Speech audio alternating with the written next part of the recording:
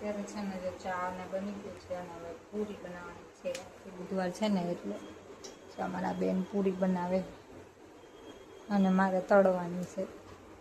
આવી જાઓ બધા પૂરી બનાવવા, ખાવાની હજી વાર છે.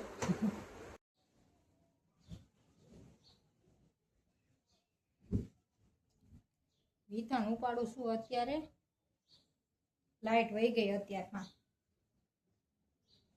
8 વાગે ને એટલે લાઈટ ને વહી જ જવાનું, ઉધાર હોય ને આજે એટલે.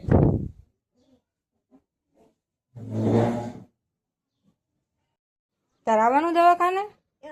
દવા લેવા આવું છે? હાલ ઇન્જેક્શન મરાવી દઉં તને. દવાખાને જવું છે ને સિવિલે, એને ઉધરસ થઈ ગઈ એ ઢીંગુને, એની દવાઈ લેવાની છે. પણ એની અત્યારે પ્રાઇવેટમાં ચાલુ છે ને તો ખોટું ફેરવવું નથી. એક ડોઝ પૂરો થયો, હજી બીજો ડોઝ લઈ લે ને તો એને આરામ આવી જાય. તો સારું, હાલો કન્ટિન્યુ રહેજો વ્લોગમાં.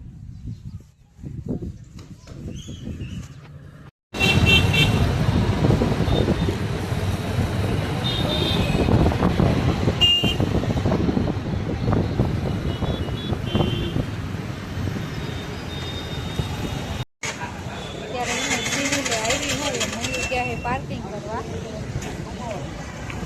દવા લેવાની, અંદર જઈને દવા લઈને પછી ઘરે આવી ગયા. અને હવે છે ને મારે રસોઈ કરવાની છે. રસોઈમાં દાળ ઢોકળી બનાવી છે, બીજું તો કાંઈ નહીં. બુધવાર હોય ને એટલે દાળ ઢોકળી બનાવી નાખું. અત્યારે છે ને 5 વાગ્યા, ચા પીધો ને મને હજી ભૂખ લાગી. તો જો મારું ફેવરેટ છે પોપકોર્ન, મજા આવ્યા રાખે ખાવાની. અને આ જો મારા પતિદેવ સૂતા હે, આજ થાકી ગયા, ઘરે હતા ને દવાખાને જઈને આવ્યા ને એટલે. કોને કોને પોપકોર્ન ભાવે મારી જેમ?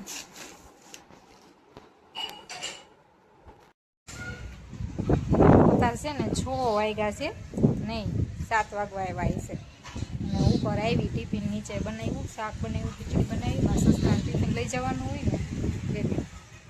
અને જો કપડાં સુકાતા હતા ને તો બધા સુકાઈ ગયા હતા, એ બધા લઈ લીધા. અને અહીંયા બધા બીજા થોડાક હતા એ સૂકવી દીધા. એ જો પાણી ભરાણું બપોરે આવ્યું ને ઝાપટું તો તગારું ભરાઈ જાય એટલું પાણી આવ્યું. પછી વરસાદ રહી ગયો અને બધું બગાડીને ગયો. ઘડીક વાર ગારો કરીને બધે.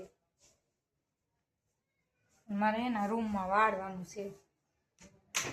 જો નીચે છે ને ધૂળ બહુ થઈ જાય, ઉડી ઉડી ભરાઈ જાય ધૂળ નથી પગમાં. પછી છે ને આમ ધૂળ ચોઈટા રાખે, આમ દેખાય નહીં પણ પગમાં ચોઈટા રાખે.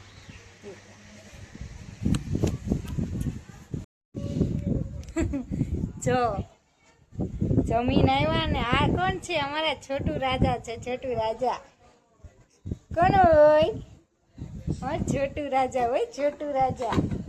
અને અમારા આ જો મોટું રાજા, વાયડી છોકરી છે. એ છોકરી હે ને બહુ વાયડી થઈ ગઈ.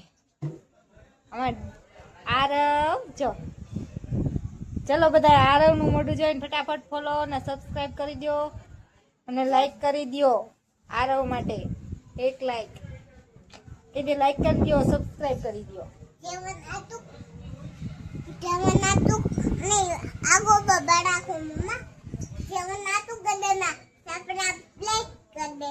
જો ટીંગુ કહે છે કે સબસ્ક્રાઇબ कर देना, लाइक कर देना. અને આરવ શું કહેતો હોય? આરવ